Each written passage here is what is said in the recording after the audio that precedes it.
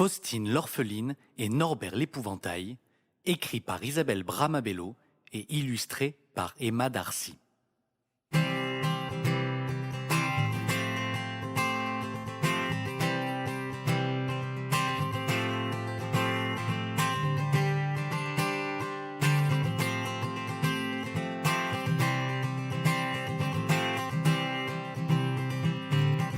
Norbert l'épouvantail a donné son chapeau, son panier, ses habits et même un peu de paille pour aider de simples inconnus lors de sa première aventure. Il continue sa vie dans son beau champ de blé avec sa nouvelle compagne, Madame Épouvantail. Grâce aux oiseaux, la belle histoire de Norbert s'est propagée dans tout le pays. Depuis, ils reçoivent souvent la visite de passants qui viennent chercher conseil. Un matin de septembre, une petite fille vêtue d'une jolie robe à pois colorés se présente à notre couple de paille. « Bonjour, dit-elle en s'approchant d'eux. Je m'appelle Faustine. »« Bonjour, jeune demoiselle, répond Madame Épouvantail. Je m'appelle Garance, c'est le prénom que je me suis choisi. » Faustine explique qu'elle n'a plus de famille. Elle est orpheline. Elle a de l'amour à donner, mais comme elle a déjà 6 ans, personne ne veut l'adopter. « Hier, à l'orphelinat, il y avait plein de gens, poursuit-elle. Mais je ne les intéresse pas. Je me sens tellement inutile. Un corbeau est venu me voir et m'a proposé de le suivre en me racontant votre belle histoire. » Garance et Norbert s'observent en silence. L'épouvantail lâche la main de sa compagne pour prendre celle de Faustine. Il va repartir à l'aventure. Mais cette fois, ce n'est pas pour lui-même. Il va tenter de trouver une solution pour cette adorable petite fille. Chaque enfant mérite d'avoir des parents aimants. Mais comment chercher? Par où commencer? Norbert décide de laisser faire le destin et de se mettre en route comme il l'a déjà fait auparavant.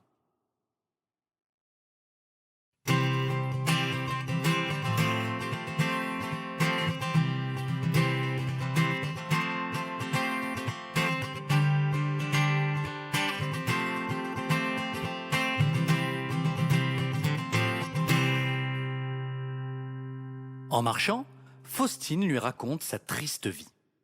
Ils arrivent dans le champ de vigne de l'ouvrier, l'ami de Norbert. Les vendanges sont en danger, car la sécheresse menace. Il faut faire vite pour récolter, mais l'ouvrier manque de bras.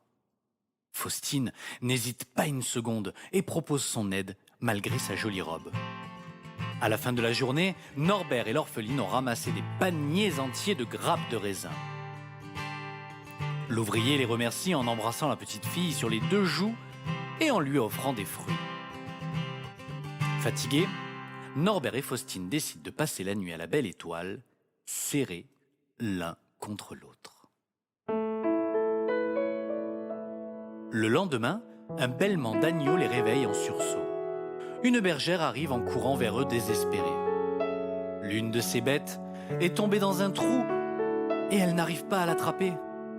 Elle jette un œil à Faustine et la prend par la main en la tirant vers les cris de l'animal. Le trou est petit, mais juste assez grand pour l'enfant. La bergère supplie Faustine du regard.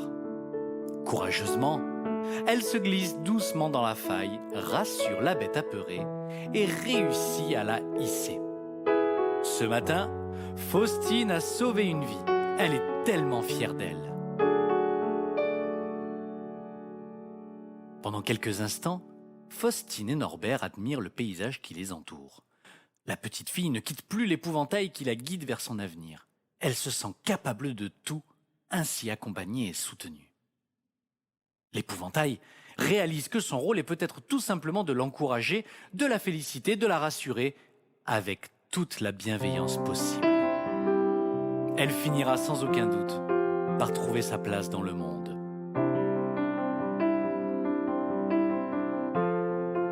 En traversant une prairie, elle aperçoit un agriculteur assis sur un puits au bord de son verger. Comme les vignes, les pommiers semblent souffrir de la sécheresse. « Bonjour, monsieur. Pourquoi vos arbres manquent-ils d'eau alors que vous avez un puits ?» demande naïvement Faustine. Il est malheureusement bouché et tout seul. Je ne peux pas descendre pour enlever les cailloux. Faustine propose une nouvelle fois son aide. Elle entre dans le seau et descend au fond du puits. Après avoir creusé et enlevé les pierres, l'eau finit par jaillir pour le plus grand bonheur de tous. À la nuit tombée, ils arrivent dans une ferme mais ne voient personne. Ils entendent un faible appel qui provient du toit. Dans le crépuscule, ils devinent un homme assis sur les tuiles. Son échelle est tombée sur le sol. Faustine la redresse et l'homme descend doucement. Il est épuisé et prend la petite fille dans ses bras, soulagé. « Ah, merci! Sans toi, je passais la nuit sur le toit !» lui dit-il reconnaissant. Le fermier les invite à manger avec lui pour les remercier. Il écoute l'histoire de l'enfant avec beaucoup d'émotion. Sur le buffet du salon, Faustine aperçoit la photo d'un couple. « C'est ma fille et mon gendre », lui dit le vieil homme. « Ils sont adorables et viennent me voir dès qu'ils le peuvent. Ils n'ont malheureusement jamais eu d'enfant », ajoute-t-il dans un soupir. Norbert comprend qu'ils ont été guidés par le destin. Il demande au fermier s'il peut les héberger pour la nuit. Celui-ci accepte avec plaisir et installe la fillette dans un grand lit douillet. Elle tombe de fatigue après toutes ces aventures. Norbert en profite pour parler au vieil homme, loin des oreilles de l'orpheline. Au matin, Faustine retrouve avec plaisir le fermier autour d'un bon petit déjeuner. Ils partent ensuite visiter la ferme, découvrir les animaux et les champs, main dans la main. Norbert les laisse faire doucement connaissance, s'apprivoiser. Il a une autre mission à accomplir. Il a parlé à son ami le corbeau cette nuit et il attend les nouvelles. Il a tellement hâte de savoir si le destin les a amenés au bon endroit. Vers midi, une voiture se gare dans la cour de la ferme. Le couple de la photo sort très ému. Il cherche quelque chose des yeux en se tenant la main. La dame aperçoit son père au loin avec Faustine. Ils avancent doucement vers eux, en tremblant. Quand l'enfant se retourne, un immense sourire se lit sur son visage. Elle a compris. Elle jette un regard plein d'émotion à Norbert, court rencontrer sa famille et débuter sa nouvelle vie. Norbert rentre chez lui le cœur léger. Il retrouve avec plaisir sa chère Garance et lui raconte son aventure. Il lui explique qu'avoir rendu Faustine heureuse est encore plus fort que d'être heureux soi-même. « Tu aimes répandre le bonheur autour de toi, mon cher Norbert ?» lui murmure Madame Épouvantail tendrement. L'épouvantail reprend sa place dans son champ en attendant de découvrir ce que l'avenir lui réserve. Il espère te raconter très bientôt ses prochaines aventures.